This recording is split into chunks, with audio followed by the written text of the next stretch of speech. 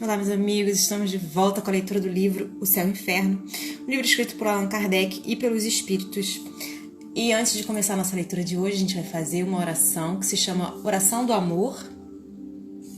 Ela foi escrita por Noelson Paim. Ela é assim: Senhor, ilumina meus olhos, para que eu veja os defeitos da minha alma, e vendo-os, para que eu não comente os defeitos alheios. Senhor, leva de mim a tristeza, e não a entregueis a mais ninguém. Encha meu coração com a divina fé, para sempre louvar o vosso nome, e arranca de mim o orgulho e presunção, Senhor. Faze de mim um ser humano realmente justo. Dá-me esperança de vencer minhas ilusões todas. Planta em meu coração a sementeira do amor e ajuda-me a fazer feliz o maior número possível de pessoas, para ampliar seus dias risonhos e resumir suas noites tristonhas. Transforma meus rivais em companheiros, meus companheiros em amigos, meus amigos em entes queridos. Não permita que eu seja um cordeiro perante os fortes, nem um leão perante os fracos. Dá-me, Senhor, o sabor de perdoar e afasta de mim o desejo de vingança, mantendo sempre em meu coração somente o amor. Amém. Bom, gente, hoje a gente vai para a história da Clara Rivière. Ela era uma menina dos seus 10 anos, filha de uma família de camponeses do sul da França. Havia já 4 anos que se achava profundamente enferma, quer dizer que então desde os 6 anos de idade ela estava muito doente. Durante a vida, nunca se ouviu um queixume, um sinal de impaciência, e conquanto desprovida de instrução, consolava a família e nas suas aflições, comentando a vida futura e a felicidade que da mesma deveria decorrer. Ela desencarnou em setembro de 1862, após 4 dias de convulsivas torturas, durante as quais não cessava de orar. E ela dizia: não temo a morte, por isso que depois dela me está reservada uma vida feliz. E ao seu pai, que chorava, ela dizia: consola-te, porque virei visitar-te. Sinto que a hora se aproxima, mas quando ela chegar, saberei prevenir-te.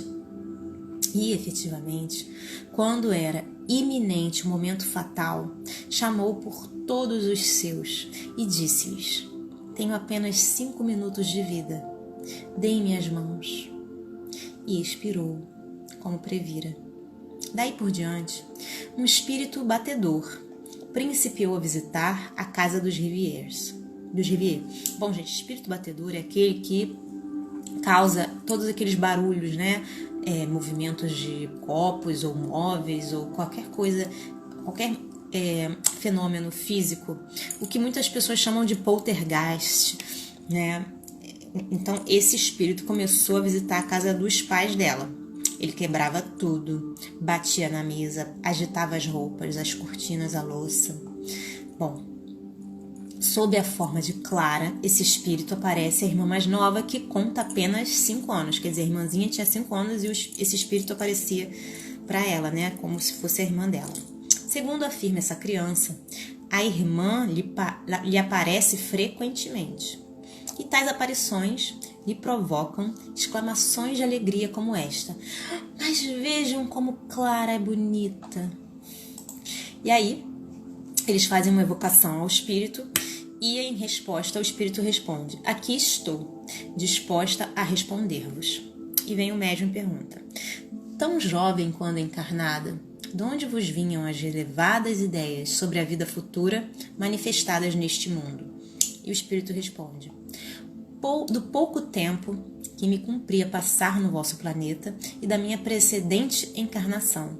Eu era médium, tanto ao deixar como ao voltar à Terra. Predestinada, sentia e via o que dizia. Vem a pergunta para o espírito: como se explica que uma criança da vossa idade não desse um só gemido durante 4 anos de sofrimento? E ela responde: porque esse sofrimento físico era dominado por maior potência, a do meu guia, continuamente visível ao meu lado. Ele, ao mesmo tempo que me aliviava, sabia incutir-me uma força de vontade superior aos sofrimentos. E aí vem uma pergunta para ela: como vos apercebestes do momento decisivo da morte? E ela responde: por influxo do meu anjo de guarda, que jamais me iludiu. Aí vem a pergunta para ela: dissestes a vosso pai que se resignasse porque viríeis visitá-lo. Como se explica, pois, que, animada de tão bons sentimentos para com vossos pais, viesseis perturbá-los depois com arruídos em sua casa? E ela responde: é que eu tenho indubitavelmente uma provação, ou antes, uma missão a realizar. Acreditais que venha ver meus pais sem fito algum? Esses rumores, essas lutas derivadas da minha presença, são um aviso. Nisso sou também auxiliada por outros espíritos cuja turbulência tem sua razão de ser. Como razão de ser, tem a minha aparição, a irmãzinha. Graças a nós, muitas convicções vão despontar. Meus pais haviam de passar por uma provação. Bem cedo isso passará, mas não antes de terem convencido uma multidão de espíritos. E aí vem a pergunta para ela: então não sois vós individualmente o autor desses rumores? E ela responde: sou, porém, ajudada por espíritos ao serviço da aprovação reservada aos meus genitores.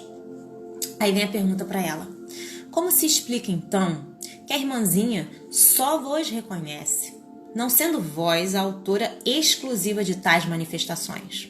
E ela responde: é que ela apenas me viu a mim. Agora dispõe de vista dupla e ainda terei de confortá-la muitas vezes com minha presença. E aí vem uma pergunta para ela: qual a razão dos vossos sofrimentos mortificantes numa idade tão infantil? E ela responde: faltas anteriores, expiação. Na precedente existência eu abusara da saúde, como da posição brilhante que ocupara.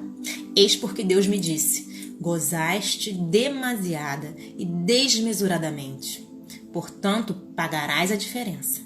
Eras orgulhosa, logo serás humilde. Vaidosa da tua beleza, importa que dela decaias, esforçando-te antes por adquirir a caridade e a bondade. Bom, procedi consoante a vontade divina e o meu guia me auxiliou. Aí vem a pergunta: quereis que digamos algo aos vossos pais? E ela responde: a pedido de um médium, eles já tiveram ensejo de praticar a caridade, de não orarem só com os lábios. E fizeram bem, porque cumpre fazê-lo também na prática pelo coração. Socorrer os que sofrem é orar, é ser espírita. A todas as almas Deus concedeu o livre-arbítrio, isto é, faculdade de progresso, como lhes deu a todas a mesma aspiração. E por isso, mais do que geralmente se pensa, o avental roça pela toga bordada. Aproximai as distâncias pela caridade. Dai guarida ao pobre em vossa casa. Reanimai-o, não humilheis. Se esta grande lei da consciência fosse geralmente praticada, o mundo não assistiria periodicamente a essas grandes penúrias que desonram a civilização dos povos e que por Deus são enviadas para castigá-los e abrir-lhes os olhos.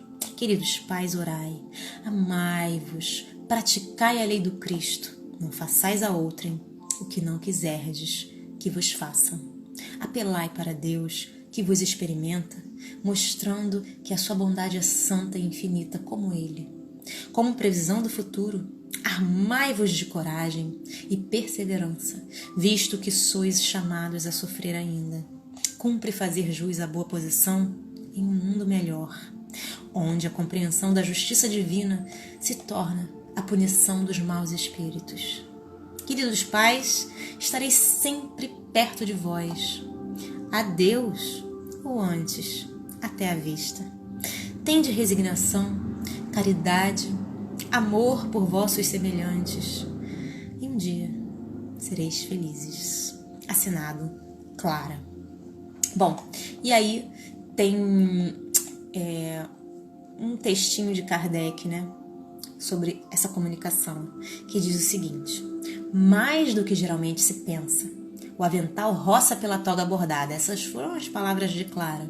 Esta imagem belíssima é a alusão aos espíritos que, de uma outra existência, passam de brilhantes a humilíssimas condições, espiando muitas vezes o abuso em relação aos dons que Deus lhes concedeu. É uma justiça essa que está ao alcance de todos. Profundo pensamento é também esse que atribui as calamidades coletivas à infração das leis divinas, porque Deus castiga os povos tanto quanto os indivíduos. Realmente, pela prática da caridade, as guerras e as misérias acabariam por ser eliminadas.